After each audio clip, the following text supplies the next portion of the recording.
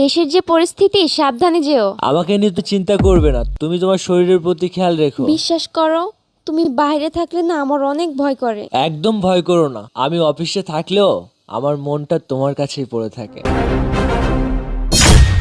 এই সুমাইয়া।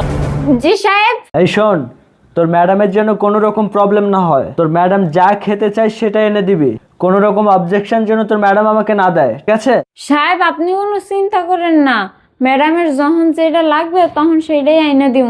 আপনি নিশ্চিন্তে অফিসে যান। আচ্ছা ঠিক আছে, মনে থাকে যেন, তুই তো আবার ভুলে যাস।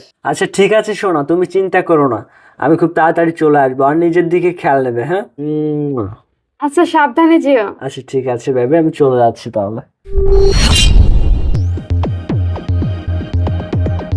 ম্যাডাম স্যারে তো চলে গেছে, চলেন না কাজ শুরু করে। মেলা দিন ধরে করি না, কেমন জানি শরীরের ভিতর লাগছে। আরে বোকা, তুমিও না সব সময় উত্তেজিত হয়ে থাকো। চলো না বেডরুমে যাই, এখান থেকে কোনো কিছু করা যায়। আচ্ছা ঠিক আছে চলেন। আচ্ছা চলো বেডরুমে চলো, পাগল কোথাকার। বেবি জানো তোমার শরীরটা না অনেক হট। বেবি জানো তোমাকে আমি অনেক দিন পর পেয়েছি। জান তুমি তো তোমার জামাইকে পেয়ে আমাকে ভুলেই গেছো। তুমি এখন আর আমাকে আগের মতো সময় দাও। তুমি এত উত্তেজিত হচ্ছ কেন? কিছুদিন পর তো তুমি শুধু আমার, আর কারো নয়।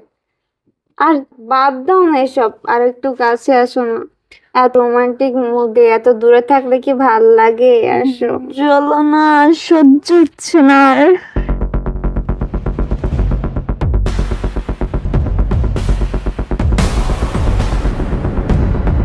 জান তুমি আমার কাছে যখন যা আবদার করো, আমি তো সব আবদার তোমার পূরণ করি, তাই না? তোমার কাছে আমার ছোট্ট একটা আবদার, তুমি আমাকে পূরণ করে দিবা?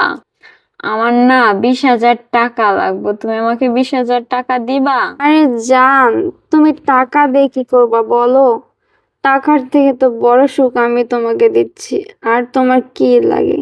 তাছাড়াও তো তুমি জানো আমার বাসায় বৃদ্ধ মা বাবা আছে, তাদেরকে তো কিছু টাকা হলেও পাঠাতে হয়, তাই না? আর বাদ দাও না এসব, কতদিন পর তোমাকে কাছে পেয়েছি, আসো না রোমান্স করে।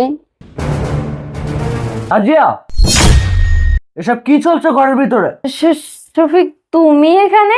তোমার নিয়ে সময় অফিসে থাকার কথা, তুমি এখানে কি করছো? হ্যাঁ আমি এখানে এসে কি কোনো প্রবলেম করে ফেললাম তোমাদেরকে?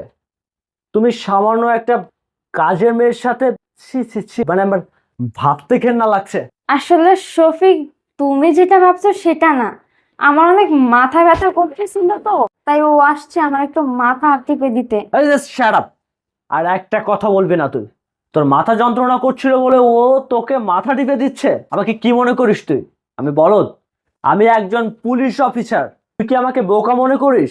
আমার বাড়ির সামান্য একটা কাজের মেয়ের সাথে তুই এরকম একটা জঘন্য কাজ করছিস? একটা মেয়ে হয়ে আর একটা মেয়ের সাথে, ছি ছি ছি, আমার মনে হচ্ছে যে তোকে কি করব। আরে সুমাইয়া, আমি তোকে এই বাড়িতে কাজের জন্য কিসের জন্য রেখেছিলাম বল আমাকে? তুই না আমাকে বলেছিলি যে তোর ম্যাডামের খেয়াল রাখবি, তোর ম্যাডামের কোনটা কি লাগবে সেটা তুই এনে দিবি। এই তুই তোর ম্যাডামের খেয়াল রাখছিস? আরে তুই আমাকে সব সময় বলতি যে অফিসে গিয়ে সুন্দর করে কাজ করবা, তার মানে আমি অফিসে সুন্দর করে কাজ করবা, তুমি এদিকে কাজের মেয়ের সাথে এই কথা বলছিস না কর। দেখো, তুমি আর আমার গায়ে একবারও হাত তুলবা না।